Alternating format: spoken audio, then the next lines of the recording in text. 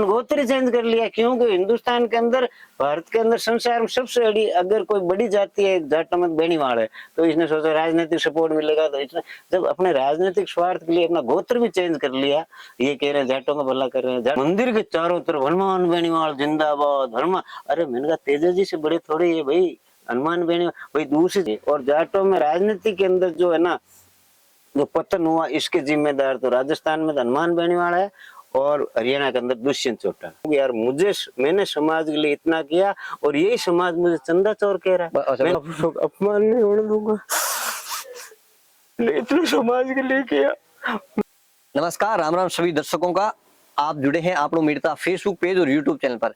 अभी हम खिंवसर विधानसभा चुनाव को लेकर खिंवसर के गांव-गांव पहुंच रहे हैं और वहां के मतदाताओं की नस टटोलने का प्रयास करें कि इस बार किस तरफ उनका मूड है।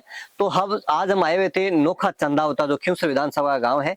हमें वहां अचानक मुलाकात हो गई थी रामनारायण जी चौधरी की, जो आदर्श जाट महासभा के करीब एक दशक तक ये अध्यक्ष रहे हैं। तो आज इनके साथ चर्चा हम करेंगे यहाँ की राजनीति को लेकर, और जिस प्रकार से ये समाज के अध्यक्ष रहे हैं तो जाट समाज को लेकर भी इनसे खूब सारी आज चर्चा हम करने वाले हैं।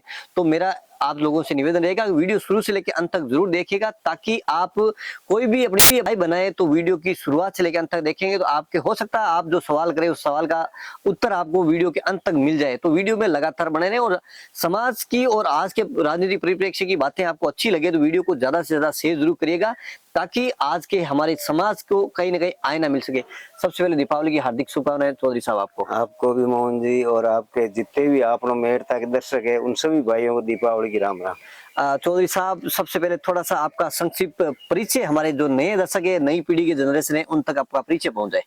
मैं नोखा चंदावता का निवासी हूँ और मुंडेल मेरा गोत्र है, और मैं राजस्थान के अंदर एक युग तक मतलब 12 साल तक आदर्श जाट महासभा का प्रदेश अध्यक्ष रहा। उसके बाद मैंने जब इस्तीफा दिया तो मैं राष्ट्रीय लोक दल का प्रदेश प्रवक्ता बना, और जब प्रदेश प्रवक्ता बना और मेरे संसाधन और मेरी शारीरिक ऊर्जा कम हो गई, तो फिर मैंने कहा मैं इस्तीफा देता हूँ। बाकी मेरे किसी का नहीं इस्तीफा दो, मैंने कहा भाई देखो आपकी असमर्थता के चलते पद को अगर आप लेकर बैठे और काम नहीं करते हो तो आप समाज का नुकसान कर रहे हो, इसलिए मैंने इस्तीफा दे दिया राष्ट्रीय लोकदल प्रदेश प्रवक्ता पद से। और जिस प्रकार से हम सोशल मीडिया और मीडिया में देखा, आपके 3 बेटियां भी हैं जो उच्च पदों पे हैं, थोड़ा सा उनके बारे में बताइए, ताकि हमारे समाज तक आज का शिक्षा का क्या महत्व है, किन परिस्थितियों में रहकर आपने बच्चों को शिक्षा दे रही है और आपके बच्चे किन किन पदों पे आज सुशोभित कर रहे हैं। देखो मेरी जी, मेरी जमीन तो 10 बीघा है, ठीक है ना जी। तो मेरी शुरू से ही सोच थी, आपने मेरा पहला मकान नहीं देखा जी, मेरे मकान था ही नहीं जी। बच्चे पढ़ रही थी, लोगों उनका मकान बना ले, मैंने कहा मकान मैं नहीं बनाऊंगा, मकान बाद में भी बन सकता है लेकिन पहले बच्चों की पढ़ाई। तो मैंने पूरा जीवन है जो भी मेरे पास संसाधन वो सारा बच्चों की पढ़ाई में लगा दिया। यहाँ तक कि मेरे पिताजी द्वारा मुझे पुश्तैनी जो मेरे हिस्से में आई थी एक दुकान, उसको भी मैंने उस समय 2 लाख में बेच करके और बच्चों की, मेरा उद्देश्य एक ही था कि बच्चे काम में आप हो जाएगी तो मैं सुखी हूँ।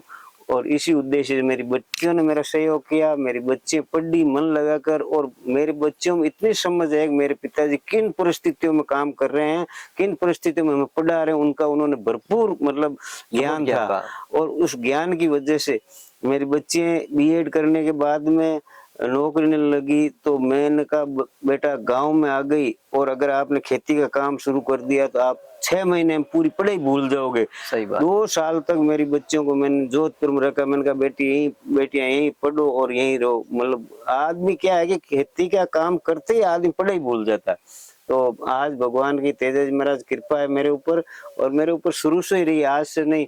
मैं समझने लगा तब मैं तेजा जी के अलावा किसी को मानता नहीं, किसी मंदिर में जाता नहीं, किसी को धोख लगाता नहीं। मेरे एक ही आराध्य देव वीर तेजा जी, और मुझे मारेंगे तारेंगे तो वही तारेंगे। ये और जिस प्रकार से आप समाज के जो संगठन था आदर्श जाट समाज, उसके आप 12 साल का समय, एक युग होता है, बहुत लंबे टाइम तक आप समाज के अध्यक्ष रहे। तो किस प्रकार से इस जो जर्नी रही है आपकी 12 साल की, उस जर्नी में किस प्रकार से समाज में कौन सी कुरीतियां और समाज में कौन से और उत्थान होने चाहिए जो नहीं हो पाए, आपके मन में भी आज इस तरह की झिझक है कि समाज में ये हो जाए तो मेरे समाज का सुधार हो जाए? मैं जब प्रदेश अध्यक्ष बना था आदर्श जाट महासभा का, मुझे बनाया इसलिए था, मेरे पास कोई वो नहीं था, लेकिन मेरी एक लगन थी। मैं समाज के हर कार्यक्रम में जाता था। तो मेरे को अध्यक्ष बनाने के लिए ऑफर दिया, तो मैंने कहा भाई मेरे पास इतने संसाधन ही नहीं है कि मैं प्रदेश का अध्यक्ष बन सकूं।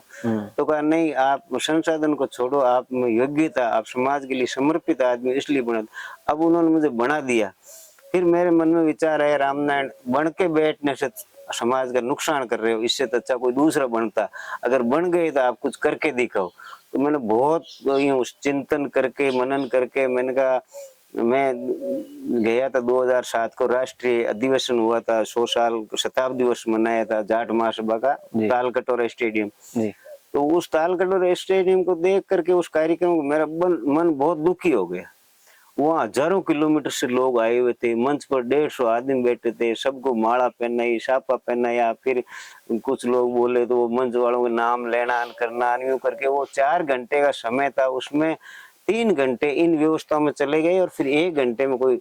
तब मेरे दिमाग में आया, यार समाज के अंदर एक तो बुद्धिजीवी लोग, उनको कभी मंच नहीं मिलता। नेता है, पैसे वाला है, ये लोग, इनको मंच मिलता है पैसों के बल पर, मंच राजनीतिक पावर के बल पर। अच्छा, उनको समाज का कोई नॉलेज नहीं। तो मैंने पहली बार चिंतन मनन करके मैंने कहा, यार जाटों का एक राष्ट्रीय चिंतन शिविर होना चाहिए जिसमें विद्वानों को आमंत्रित करें।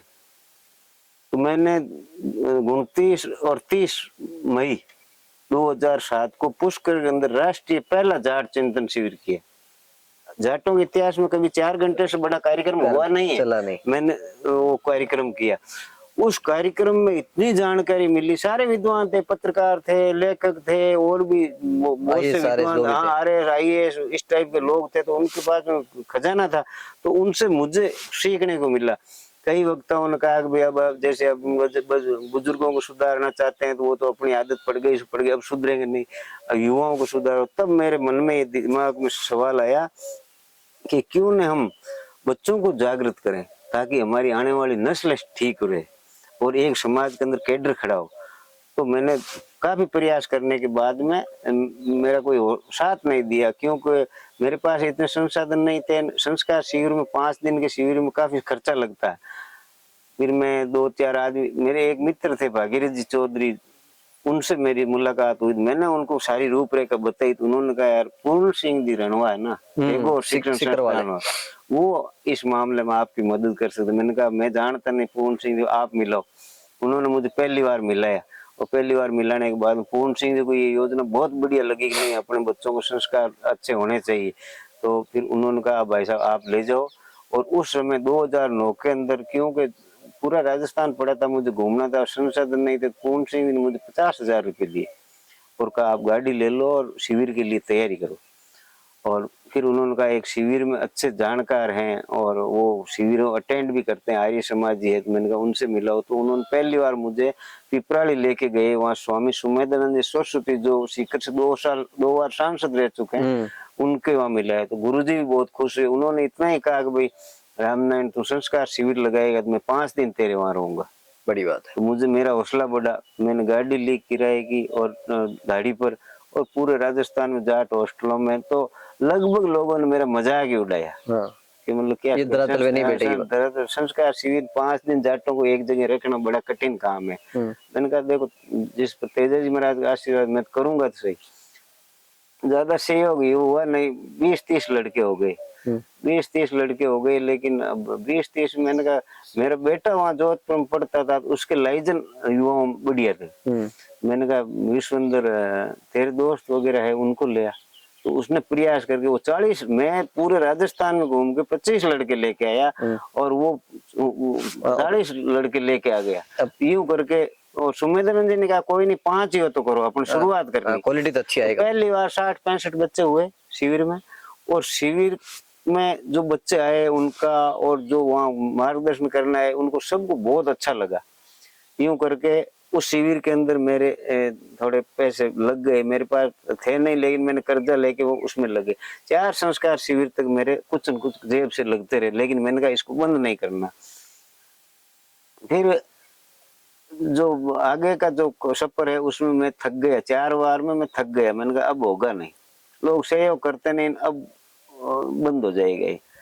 फिर मैं यहाँ से वो किराए गाड़ी लेके जयपुर गया, किशन गार्डन जहाँ जहाँ भामाशाह रहते हैं वहाँ सब किसी ने कोई 1 रुपया सहयोग फुटकर भी नहीं दी। हम्म, मैं जयपुर के अंदर एक चौधरी पब्लिक स्कूल है, रोहतास बगासरा, हम्म, उनके पास गया, उन्होंने मेरे को 51 रुपये दिए। हम्म, तो मैंने कहा रामनारायण अब गांव जाने लायक तो हो गए, क्यों गाड़ी किराया इसको देने। हाँ, अब मैं यहाँ गांव आ गया, मैं बैठे बैठे विचार कर रहा हूँ। मैंने कहा रामनारायण लोग तो कहेंगे ये चंदा खा गया, मेरा तो पूरा खर्चा ही अकाउंट में पूरा नहीं हो रहा, गाड़ी लेके गया। हाँ, मैंने कहा क्या करे, यूं मेरे इधर शिविर बंद होने की चिंता, बहुत यूं टेंशन है। मैंने कहा शिविर बंद हो जाएगा, ये पैसे है ये भी किराए में चले गए।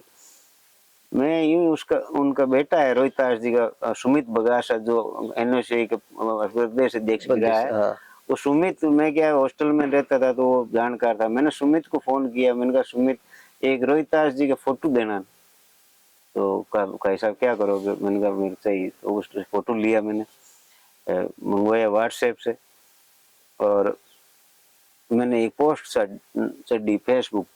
मैंने कहा भाई संस्कार शिविर के लिए रोहितास जी बगासरा ने 51 रुपये का सोशल मीडिया पे डाली आप? हाँ, फेसबुक पर अपने भाइयों को सहयोग किया।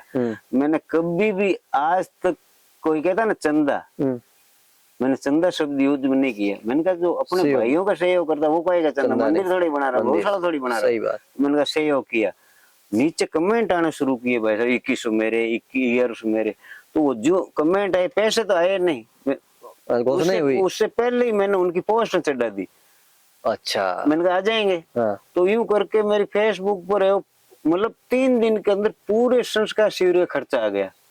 और उसके बाद मैंने ये 2015 के बाद मैंने कभी नहीं, 13 की बात है, 13 के बाद मैंने किसी से जाकर के सहयोग मांगा ही नहीं। लोग आ रहे, फेसबुक से हो जाता। मतलब ये सोशल मीडिया का कमाल है। तो ये सोशल मीडिया कमाल है। तो क्या है कि अच्छे काम के लिए समाज के पास पैसा नहीं है, गलत काम के लिए समाज के पास पैसे बहुत हैं। अगर ये संस्कार शिविर चालू रहे, आज राजस्थान में नहीं पूरे देश के अंदर जाटों को ही नहीं 36 कौम को संस्कारों की जरूरत है। आज जो समाज के हालात हो रहे हैं वो सिर्फ इसलिए हो रहे हैं कि हमने अपने संस्कार खो दिए, संस्कार छोड़ दिए। आज भी संस्कार, अगर गांव-गांव में संस्कार शिविर या जिला स्तर पर, मेरे संस्कार शिविर की बता दूं आप, मैंने 10 संस्कार शिविर लगातार किए थे। 10 संस्कार शिविर में कम से कम 3000 बच्चे है, वो औसतन हो गए, पहले कम थे फिर ज्यादा हो गए, तो औसतन 3000 बच्चे। आप ताज्जुब करोगे, 3000 बच्चों में से 2500 बच्चे तो घर सरकारी जॉब में है। अच्छा। और जो 500 बच्चे वो भी कोई ना कोई अच्छा जॉब कर रहे हैं। एक भी बच्चे के कोई एफआईआर नहीं है, कोई दारू नहीं पीता, नशा नहीं करता, इतना मतलब संस्कार कूट कर भर दिया। और लड़ते नहीं आज लोग। एक बार संस्कार शिविर के अंदर सुमेधानंद जी से पूछ लिया था, मतलब गुरुजी आप 5 दिन से यहाँ हो, आपको सबसे अच्छा क्या लगा संस्कार शिविर में?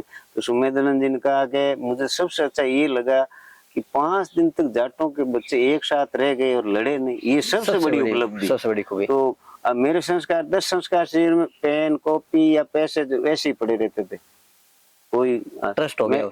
मैं सिर्फ इनको बच्चों इतना ही कहता था, मेरे बच्चे में कभी लड़ी आपस में लड़े नहीं, धक्का किसी को दिया नहीं। मैं ये कहता था कि आप जितने भी हो ना, आप पूरी इस हिंदुस्तान की कौम के प्रतिनिधि हो। बिल्कुल। आपने कोई भी गड़बड़ की तो हमारी कौम नीचे देखना पड़ेगा, हमारी कौम बदनाम हो जाएगी। इतना कूट मतलब कोई हर लड़के के दिमाग में था यार, कुछ कर दिया तो कौम बदनाम हो जाएगी, कुछ कर दिया तो कौम बदनाम हो जाएगी। इस तरह फिर मैंने राष्ट्रीय जाट चिंतन शिविर के अलावा संस्कार शिविर, फिर मैंने 25 जाट महापुरुषों की जयपुर के अंदर जाट गौरव मार्च निकाला, 2018 को तेजादशमी को निकाला। और वहाँ लोग जो आए वो अचंभित रह गए। मतलब मेरे एक मित्र हैं प्रेम कुमार जी फंगाल, डॉक्टर जो रिटायर है, वो फ्लाइट से आए थे देखने के लिए। तो यूं करके और फिर मैं 3 काम तो मैंने कर ली, एक मेरा काम अधूरा रह गया। फिर मैं क्या है कि ये हनुमान जी बेनीवाल है, इन्होंने 2018 में जब मैं संस्कार शिविर कर रहा था तो यूं बैठे थे लोग, उसमें कहा कि रामनारायण चौधरी संस्कार शिविर कर रहा है, ये चंदा चोर है। इसको कोई चंदा मत देना, ठीक है ना। अरे उन्होंने कहा, तो दूसरे दिन तो पूरी फेसबुक भर गई रामनारायण चंदा चोर, रामनारायण चंदा चोर। तो मैं बड़ा दुखी हुआ, मैंने कहा पूरा घर बर्बाद कर दिया, मैं चंदा चोर हो गया। मुझे बड़ी पीड़ा हुई, और मैं हमेशा रात को कभी कोई मेरे दांत जुड़ जाते। ईमानदारी से काम किया, कोई मुझे मैं करोड़ों खाकर बैठा होता तो बोले पूरा समाज करो चंदा चोर, मेरे क्या फर्क पड़ता। लेकिन मैं रात दिन इस बात को लेकर घुटता हूँ कि यार मैंने समाज के लिए इतना किया, और यही समाज मुझे चंदा चोर कह रहा है। मैं समाज के लिए क्या नहीं किया। मैंने तेजा जी की मूर्ति पकड़ ली घोटने में। मैंने कहा मैं मेरे महापुरुषों का अपमान नहीं होने दूंगा, इतना समाज के लिए किया। क्या है कि आज तेजा जी का अपमान देखता हूँ। लेकिन यही नेताजी कह रहे हैं कि तेजा जी की जो हनुमान बेनीवाल जी कह रहे हैं कि तेजा जी का जयकारा मैंने संसद और विधानसभा में बोला है। अरे में जो कह रहे हैं ना हनुमान जी, देखो इनके घर में तो जगदम्बा की पूजा है, ठीक है ना। इनके परिवार में कभी तेजा जी का नाम लिया नहीं। ये 2000 से लेकर के, और जब ये बूम आया तेजा जी की तरफ, सोशल मीडिया, संस्कार शिविर में जो बच्चे थे सारे हमारे संस्कार शिविर में हमेशा तेजा जी के वंदना के अलावा कोई कार्यक्रम शुरू नहीं होता था। और मैं आदर्श से 8 मास में जम्मू गया, वहां पर भी तेजा गायन के लिए मैंने कहा किसी को आरती नहीं आती मैं बोल दूंगा, लेकिन तेजा वंदना के बगैर मतलब कार्यक्रम नहीं होना चाहिए। तो अब ये क्या है कि जब तेजा जी के प्रति लोगों का रुझान हुआ, मेरे नाम से वीर तेजा जी महाराज की जीवन कथा है, वो पंजाब केसरी में प्रकाशित हुई मेरे नाम से। मैंने पेम्पलेट बांटे 2003-4 के अंदर में एक थैला डाल कर। मैंने कहा जाट एक तब होंगे जब हमारा आराध्य देव एक होगा। तो मैंने वो हेडिंग दिया ऊपर, एक को मानो और एक हो जाओ। और वो मैं बांटता था। मेरे जुनून था मेरी कौम मजबूत कैसे हो, मेरी कौम संगठित कैसे हो। तो संगठित धर्म के नाम पर लोग ज्यादा होते हैं, तो मैंने तेजा जी का सहारा लिया और इतना प्रचार किया पंजाब में। कार्यक्रम में हमने तय कर लिया कि भाई कोई तेजा जी के बगैर कार्यक्रम नहीं होगा, आरती के बगैर। तेजा जी की जयंती भोपालगढ़ में मनाई। मैंने कहा खरनाल से बाहर मनाना शुरू करो। फिर मैंने तेजा जी के जो फोटो नहीं मिला मेरे को बाजार में, तो मैं गया तो जोधपुर में जाकर के, और मैंने कहा फोटो बना। तो कल 3000 में फोटो बनवाया, 3000 फोटो बना के कैलेंडर बनवाए। मैंने कहा बाजार मिलता ही नहीं कैलेंडर बनवाए। फिर मैंने 25,000 स्टिकर बनवाए। मैंने कहा गाड़ियों पर चिपकाओ, ठीक है ना। तो वो सारा मेरे एक पीड़ा है कि जाट तेजा जी को माने, बाकी अपने सब आराध्य हैं, सब ठीक है सब, लेकिन मेन तेजा जी इसके नाम से एक जयकारे में हम संगठित हो जाएंगे। इसलिए मेरा उद्देश्य यही था। तो फिर मेरे वो जो पहले मैंने तस्वीर बनाई थी वो मेरे को ज्यादा अच्छी नहीं लगी। यूं लग रही था जैसे तेजा जी को किसी ने, वीर थे वो, तो तेजा जी किसी ने जबरदस्ती घोड़े पर बिठा दिया, इस टाइप की तस्वीर। मुद्रा अच्छी नहीं आ रही। मुद्रा अच्छी नहीं थी। तो मैंने 2017 के अंदर बेटे से कहा, मैंने कहा बेटा तेजा जी की तस्वीर बढ़िया बनानी। तो 10,000 रुपये में पेंटर से लेकर बनवा करके और मैंने सोशल मीडिया पर दी। आज जो सबसे अधिक चर्चित जो तेजा जी की तस्वीर है वो तेजा जी महाराज के आशीर्वाद से मैंने बनवाई। और उसके अलावा आज कोई तस्वीर लगाता ही नहीं, इतनी फेमस है वो तस्वीर। उसमें भाव भर दिए, उसमें बलिष्ठ लग रहे हैं। लगता है ऐसा कि ये हजारों लोगों को लड़ सकते हैं, हरा सकते हैं, ये उसमें लगता है फोटो में। और आपसे चर्चा कर रहे हैं और आप समाज के संगठन के अध्यक्ष रहे, तो आज की राजनीति में जाट को कहाँ देखते हैं आप?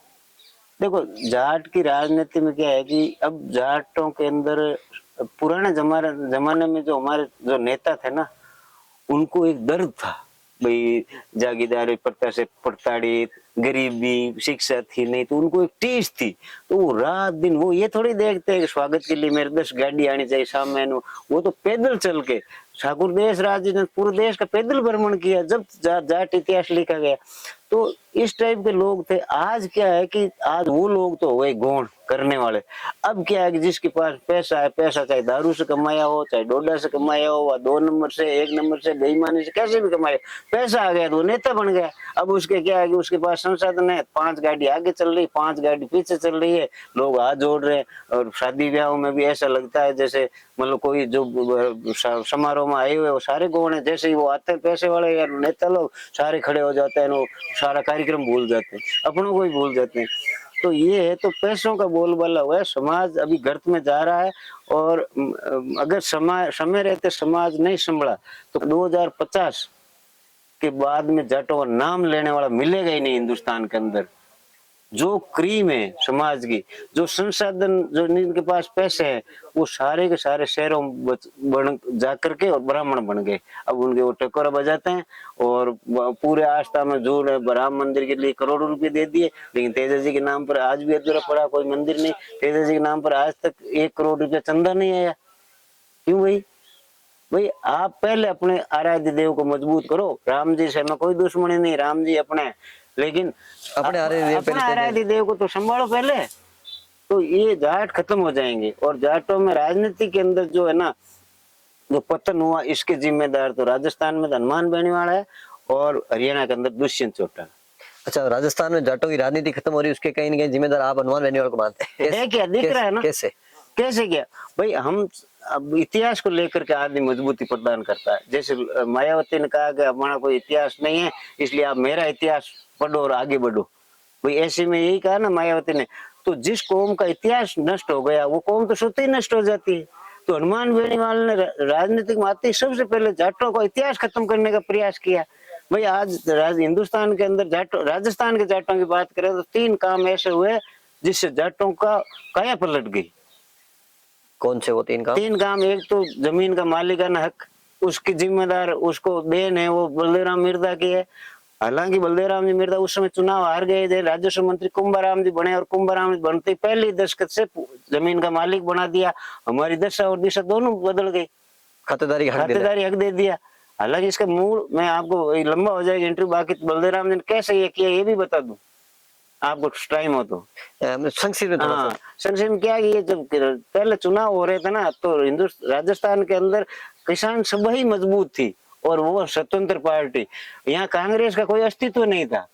तब नेहरू ने सोचा भाई क्या करे, तो वो नेहरू आए थे अजमेर तक, तो आए थे ट्रेन से, और अजमेर के बाद आए थे कार से बलदेव जी से मिलने। साथ में कुंभाराम जी और नाथूराम जी को लेके आए। नेहरू जी ने कहा बलदेव जी से किसान सभा का विलय कांग्रेस में कर दो।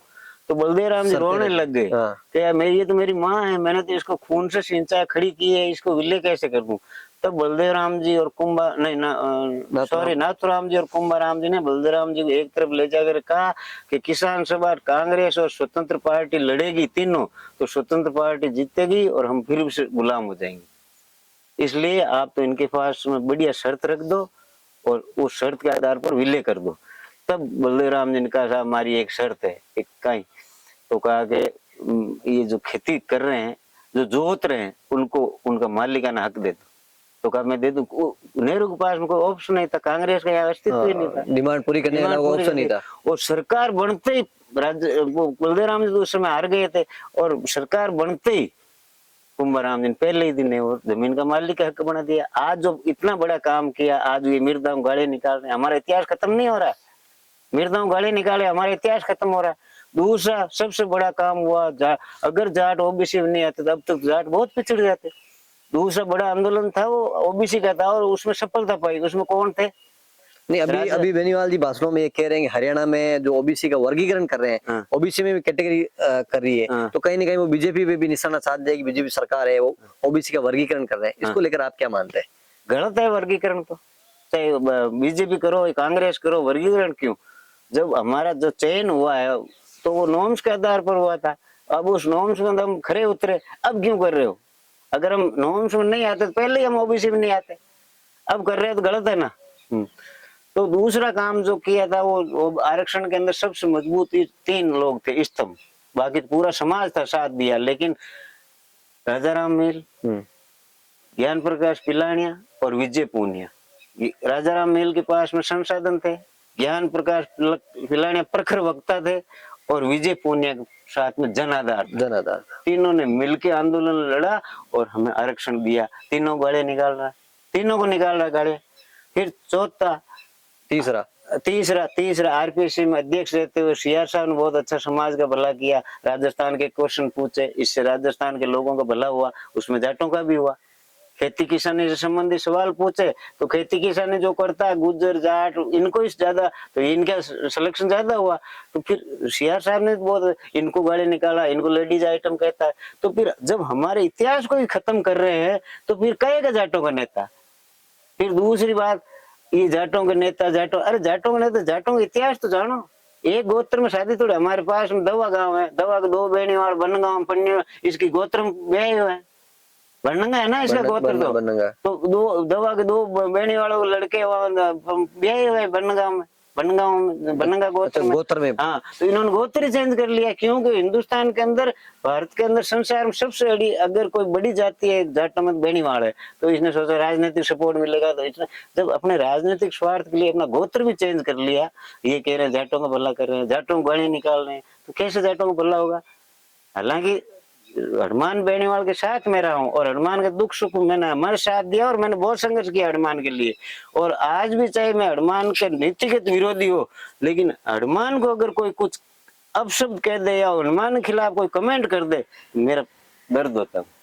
अच्छा, कहीं ना कहीं यूं तो ठीक नहीं है कि जिस प्रकार से आप पहले अपने अभी आप ही खुद कह रहे थे कि उन्होंने कहीं बैठे बात चलाई कि आपको चंदा चोर कह दिया, कहीं उससे आपको चुभन हुई या हनुमान की जो नीति है वो गलत लग रही है? नहीं, वो तो मैं तो ना, ये तो पहले से ही मेरे हनुमान जी की नीतियों से मैं पहले भी नहीं था, लेकिन मैं 2015 में आया इनके साथ, इसलिए आया कि इसने पहली बार कहा जाट मुख्यमंत्री बनना चाहिए, तो मैं जाट महासभा अध्यक्ष था, तो मैंने कहा भाई जाट मुख्यमंत्री की अगर मांग कर रहा है, जाटों का दायित्व बनता है इसके साथ, तो मैं इनके साथ में रहा था, ठीक है ना। 2015 में आया था और 2016 तक रहा था, मैं इनके बिल्कुल नजदीक रहा था, तो मुझे इनकी जो पूरी उठक बैठक से मुझे पता चल गया, इसको जाटों से कोई लेना देना, जाट इसके इतने लगते हैं जितनी गाय की भैंस लगती है, उसको जाटों कोई लेना देना नहीं, उसको वोटों से मतलब है।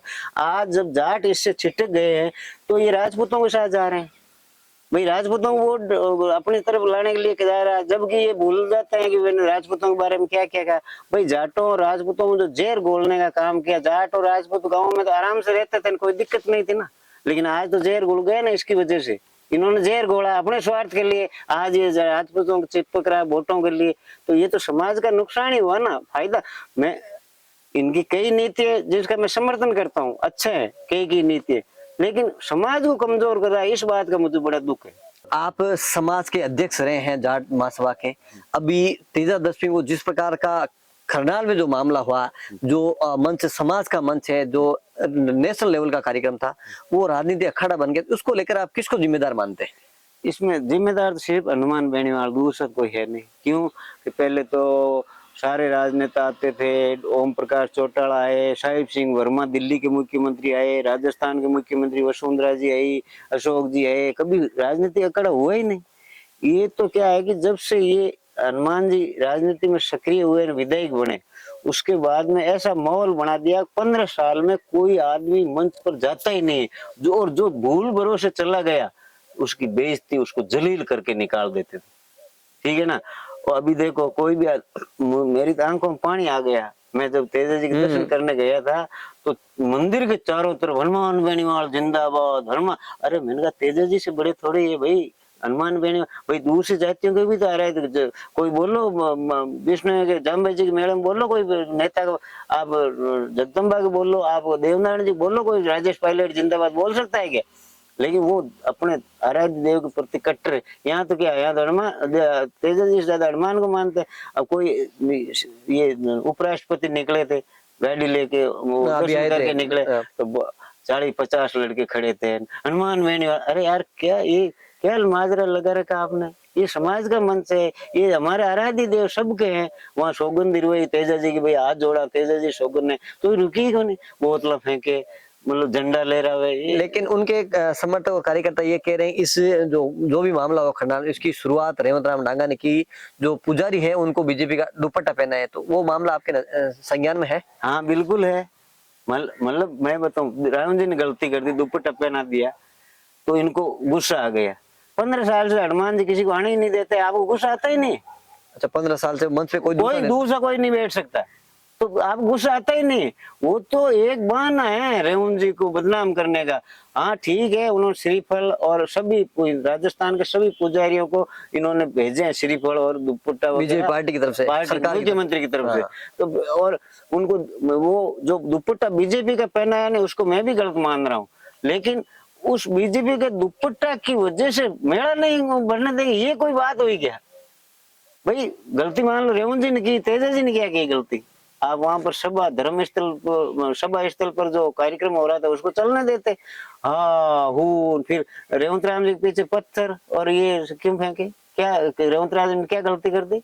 अगर रेवंत राम जी के पीछे अगर आपको इतना बुरा लगता है दुपट्टे पहनाने से, तो हनुमान बेनीवाल को तो वहां आने ही नहीं देना चाहिए। जो झंडे ले रहा था मंदिर में जाकर तेजा जी के वहाँ सभा में। हनुमान बेनीवाल के आरएलपी के, ये क्या है?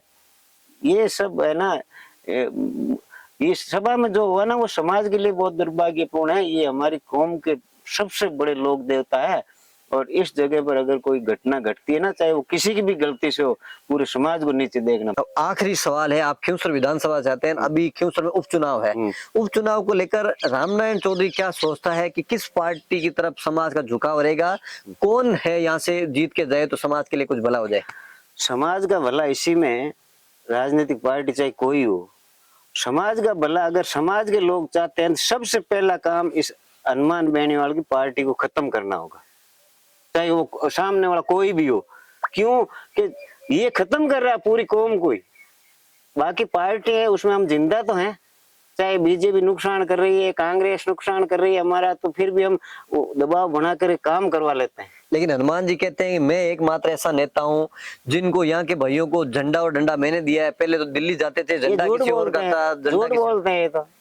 झंडा और डंडा भाई आप, हाँ आपकी पार्टी है, 3 विधेयक बन गए, आपका जनाधार, ये तो मैं मानने को तैयार हूँ, लेकिन आप ये कैसे कह सकते हो राजस्थान में सबसे पहले मैंने दिया? सबसे पहले पार्टी बनी अशोक चौधरी ने, अभिनव राजस्थान, लेकिन वो सक्सेस नहीं हो ना पाए। वो अलग चीज है। लेकिन ये कह रहे झंडा मैंने दिया, झंडा दिया सबसे पहले अशोक चौधरी ने, फिर बाद में आरएलपी हुई है। तो फिर ये तो देखो झूठ का पुतला है हनुमान, तो जितना बोलता है झूठ बोलता है, मैंने वहां कर दिया, वो कुछ नहीं करता है सिवाय फैंकलॉजी के अलावा कुछ नहीं है।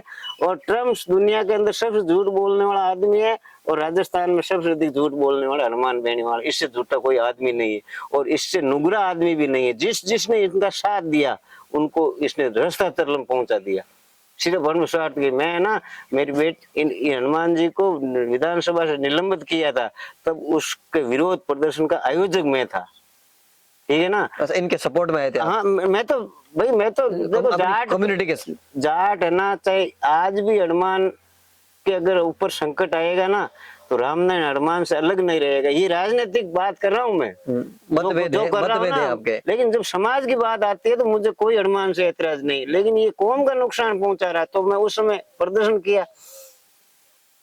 किया तो पूरी फोर्स मेरे पीछे लग गई और मैंने अनुमति ले ली। अब उनको पता नहीं था अनुमति, फिर वो अनुमति कैंसिल कराने के लिए घूमे, कमिश्नर ने भेजा, मेरी बेटी थानेदार कहाँ है, ये पहले नागौर एसपी से फोन आया वहां से, तेरी बेटी कहाँ है, फिर जयपुर कमिश्नरेट फोन आया, तेरी बेटी का। मैंने कहा मेरी बेटी खाओ क्या, मैं कर रहा हूँ समाज, मुझे तकलीफ है, आपसे तकलीफ मुझे फंसाओ।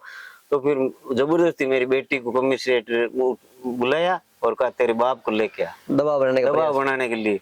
तो फिर मैं हनुमान जी के घर पे ही बैठा था, मैं इधर बैठा था, 5-10 लड़के थे, हनुमान जी और उधर बैठे थे। वो मेरी बेटी सीधी गई और पापा कहाँ है, तो हनुमान जी ने कहा बैठो आप। वो हनुमान जी मेरे पास आए उठ करके, रामनारायण आपकी बेटी आई है आपको पकड़ने के लिए। मैंने कहा बेटी आई है तो मन की उसमें भींत कूदो। मैं की हनुमान जी यार बूंदो लागू, मैं भींत कूदू बूढ़ो बूंदो उगो बे यूं करो थे जाए उठ बैठो। छोरा ने मैं की था उब जो हगड़े ओटो मन बाहर काट दो, ए मन बाहर काट, मैं स्विच ऑफ कर हेंग रहा था, मानसरोवर पड़ी रही, ठीक है ना। सिर्फ इसलिए मेरी बेटी की नौकरी भले ही चली जाओ, लेकिन समाज पर आंच नहीं आनी चाहिए। कल ये जो अनुमति ली है मैंने वापस ले ली, तो मेरा समाज के लड़कों को कितनों को ये पीटेंगे कि बिना अनुमति पीटेंगे, नियम नहीं होगा। तो मैंने मेरी बेटी की नौकरी त्याग दी। मैंने कहा नहीं, मेरी बेटी की नौकरी तेजाजी महाराज लगाई, अगर उसमें ताकत होगी तेजाजी महाराज में, मेरी बेटी की आंच नहीं आएगी। फिर क्या हुआ, फिर पुलिस अधिकारियों में कुछ खुशफुश हुई ना, तो फिर कमिश्नरेट में लोगों ने फोन किया, पुलिस अधिकारियों ने कहा यार रामनारायण कर रहा है, आप इस बेटी क्यों परेशान कर रहे हो, तो फिर मेरी बेटी का तुम जाओ। अब आखिरी सवाल है, जिस प्रकार से चुनाव की काफी दिनों से चर्चा चल रही, रामनारायण चौधरी क्या मान रहा है कि किसकी हवा अब खिंवसर में तेज है? अभी देखो हवा देखो जनता जनार्दन है, लेकिन जो समीकरण बन रहे हैं ना उसमें रेवंत जी डांगा है वो 20-25 हजार से आज की तारीख में लीड कर रहे हैं, 20-25 हजार से। अच्छा, थली बेल्ट और सुवालक दोनों से? हाँ, थड़ी में तो मैं गया नहीं, लेकिन थड़ी में भी ये अच्छा है रेस्पॉन्स। लेकिन ये जो इधर है ना, जो क्योंसर से इधर का बेल्ट, हाँ। ये तो एक तरफा टाइप है, मतलब डांगा साहब बीजेपी पक्ष में। बीजेपी पक्ष में। और विशेष तौर से डांगा साहब के मजबूत होने के पीछे कारण है, इस बार जाटों में बड़ी नाराजगी है। हनुमान बेनीवाल को लेकर। हाँ, वो इसलिए नाराजगी है। मैं बिल्कुल, जैसे हनुमान जी के समर्थक है या कोई आरएलपी का है या कोई नेता टाइप का आदमी, वो तो अलग बात करता है। लेकिन आप खेत में काम करने वाले कोई किसी भी जाट से जाकर पूछो तो वोट वोट दे हमके डांगा ने, वो कोई ठेको लियोड़ो गई पहली भाई ने खुद बन गो, बस भाई ने बनाए दियो, अब लुगाई ने बनावे। कोई घर ये घर ठेको हो गई 20 बार होगा खुआ मत ऊंचा हो तो लिया फिरना, कोई आदमी लादो ही गोंदा ने। मतलब आ लोगों में बहुत अच्छा, लोग ये कह रहे हैं भाई घर में टिकट दे रहे घर हैं। में कोई और भी धुलो मिलने का है। तो ये कहीं ना कहीं एंटी इंकम्बेंसी। ये जो अनपढ़, हाँ बिल्कुल अनपढ़ गांव में बैठे वो सोच रहे हैं। तो ये जाटों के बहुत माइनस बहुत ज्यादा हो रहे हैं। और अदर कास्ट तो बड़ा उत्साह डांगा जी के प्रति, अदर कास्ट में जबरदस्त होता। जब मैं एक दिन गया था, जिस दिन इनको टिकट मिला तो डेयरी पर गया था, वहां कुछ इतनी अदर कास्ट इतनी खुश थी कि यार डांगा जी को टिकट मिल गया। डांगा जी इतना खुश है लोग। बहुत बहुत धन्यवाद हमारे साथ जुड़ने के लिए। तो ये थे आदर्श जाट महासभा के 12 साल तक अध्यक्ष रहे थे रामनारायण जी चौधरी। तो समाज को लेकर भी हमने इनसे काफी चर्चा की है, और आज की किस प्रकार से समाज राजनीतिक रूप से क्या स्थिति है और आने वाले समय में समाज को ये कहाँ देखते हैं। तो इनकी बातें आपको कैसी लगी कमेंट बॉक्स में जरूर लिखिएगा आपकी राय। एक बार पुनः मिलेंगे, जब तक जय जवान जय किसान।